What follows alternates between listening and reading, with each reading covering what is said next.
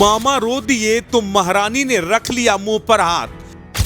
बहुतों को बुरा लगा बीजेपी ने जो किया इनके साथ। अब मोदी ने कुछ नहीं दिया तो 24 में पड़ेंगे भारी। क्या वसुंधरा शिवराज को मिलेगी कोई नई जिम्मेदारी? 3 राज्यों के चुनावी नतीजे जितने हैरान करने वाले थे, उससे कहीं ज्यादा वो नाम हैं जिन्हें बीजेपी ने राज्य की कमान सौंपी है। लेकिन मजेदार बात यह है कि सियासी गलियारों में चर्चा नवनियुक्त मुख्यमंत्रियों की नहीं बल्कि पूर्व मुख्यमंत्रियों की हो रही है। दरअसल बीजेपी ने जब चुनाव जीत लिया तो कयास यही लगाए जाने लगे कि राज्य के बड़े नेताओं को एक बार फिर कमान सौंप दी जाएगी। लेकिन ना तो रमन सिंह को, ना शिवराज सिंह चौहान को, ना ही वसुंधरा राजे को, किसी को भी आला कमान ने भाव नहीं दिया और नए चेहरों पर भरोसा जताया। अब सवाल यह है कि पुराने चेहरे अब करेंगे क्या?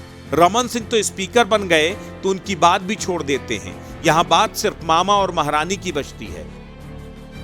मामा 18 साल तक मध्य प्रदेश के मुख्यमंत्री रहे, जबकि महारानी ने भी 10 साल तक राजस्थान की सत्ता संभाली। एक वक्त था जब दोनों ही नेता बीजेपी के स्टार लीडर हुआ करते थे। उन्हें अटल बिहारी वाजपेयी और लाल कृष्ण आडवाणी का प्रिय भी माना जाता था, क्योंकि दोनों ही ऐसे क्षेत्रीय नेता बनकर उभरे जिन्होंने न सिर्फ पार्टी को जीत दिलाई, साथ ही साथ राज्य में भगवा दल की जड़ें गहरी करने का काम किया। फिर अचानक एक हार हुई और पूरी तस्वीर ब्लैक एंड व्हाइट हो गई। मामा और महारानी के लिए इस वक्त की स्थिति असमंजस भरी कही जा सकती है। ना तो पार्टी ने उनकी कोई जिम्मेदारी तय की और ना ही उन्हें खुद पता है कि वो आगे क्या करने वाले हैं। बढ़ती उम्र भी एक बड़ा फैक्टर है। शिवराज 64 तो वसुंधरा 70 की हो चली हैं। ऐसे में कहीं इन दोनों का आडवाणी जैसा हाल न कर दिया जाए, इस बात का डर भी इनके अंदर होगा।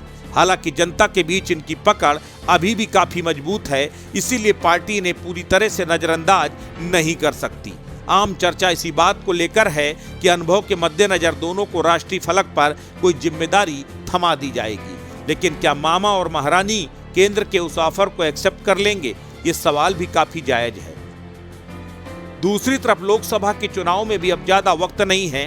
राजस्थान की 25 और मध्य प्रदेश की 29 लोकसभा सीटों को मिला लें तो कुल 54 लोकसभा की सीटें हो जाती हैं। पिछली बार भगवा दल ने राज्य में हार के बावजूद लोकसभा में लगभग क्लीन स्वीप किया था, मगर इस बार परिस्थिति काफी अलग है।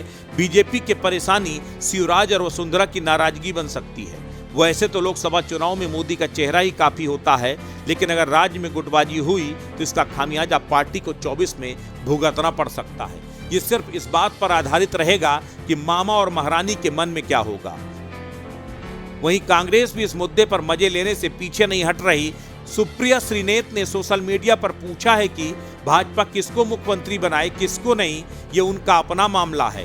लेकिन 3 राज्यों के निर्णयों को ऐतिहासिक बताना कहीं तक सही है। असलियत यह है कि ये भाजपा के क्षेत्रीय छत्रपों का अंत है। जो कोई भी पीएम मोदी के लिए चुनौती बन सकता है, उसको निपटाया जाएगा। चुने हुए विधायक नहीं बल्कि दिल्ली में 2 लोगों का फैसला ही थोपा जाएगा। ये मुख्यमंत्री कठपुतलियों की तरह इनके इशारे पर चलेंगे और जब साहेब का मन आएगा इनमें से कोई भी कभी भी निकाल दिया जाएगा। जैसा कि उत्तराखंड, गुजरात, असम जैसे अनेक राज्यों में हुआ। भाजपा के अंदर लोकतंत्र पूरी तरह से खत्म है और पार्टी के नाम पर 2 लोगों की मनमर्जी चलती है। खैर, जिसने आडवाणी, जोशी, सिन्हा और शौरी जैसों को मार्गदर्शक मंडल में खदेड़ दिया, उनके लिए ये कौन सी नई बात है। राष्ट्र इंडिया के लिए ब्यूरो रिपोर्ट।